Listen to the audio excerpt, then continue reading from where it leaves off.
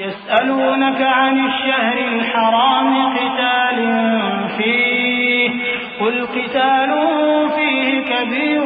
وصد عن سبيل الله وكفر به والمسجد الحرام وإخراج أهله منه أكبر عند الله والفتنة أكبر من القتل ولا يزالون يقاتلونكم حتى يردوكم عن دينكم إن استطاعوا ومن يرتد منكم عن دينه فيمت وهو كافر فأولئك حبطت أعمالهم في الدنيا والآخرة وأولئك أصحاب النار هم فيها خالدون إن الذين آمنوا والذين هاجروا وجاهدوا في سبيل الله أولئك يرجون رحمة الله والله غفور رحيم۔ اے پیغمبر،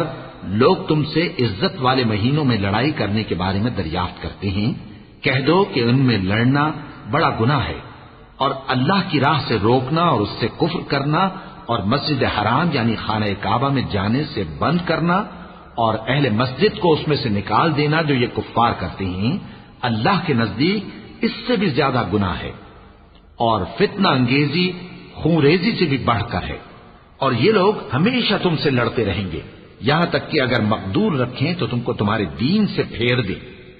اور جو کوئی تم میں سے اپنے دین سے پھر کر کافر ہو جائے گا اور کافر ہی مرے گا تو ایسے لوگوں کے اعمال دنیا اور آخرت دونوں میں برباد ہو جائیں گے، اور یہی لوگ دوزخ میں جانے والے ہیں جس میں ہمیشہ رہیں گے۔ جو لوگ ایمان لائے اور اللہ کے لیے وطن چھوڑ گئے اور کفار سے جنگ کرتے رہے وہی اللہ کی رحمت کے امیدوار ہیں، اور اللہ بخشنے والا ہے، رحمت کرنے والا ہے۔ يسألونك عن الخمر والميسر قل فيهما إثم كبير ومنافع للناس وإثمهما أكبر من نفعهما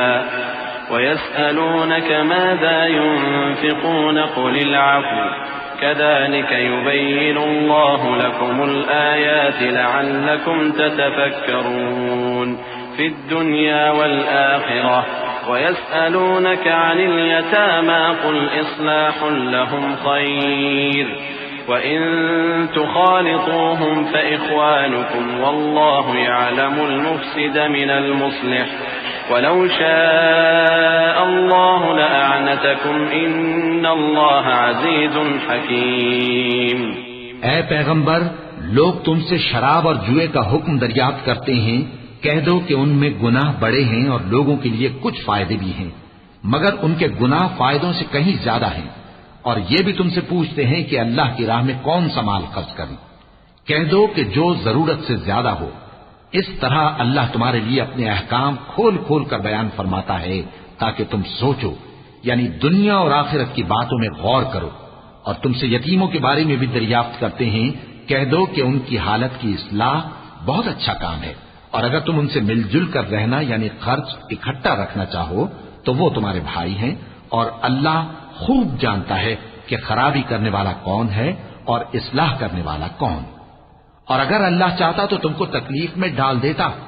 بے شک اللہ غالب ہے، حکمت والا ہے۔ ولا تنكحوا المشركات حتى يؤمن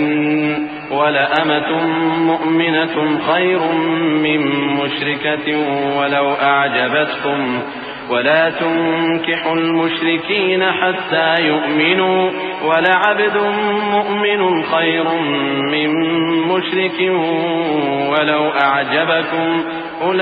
أولئك يدعون إلى النار والله يدعو إلى الجنة والمغفرة بإذنه ويبين آياته للناس لعلهم يتذكرون۔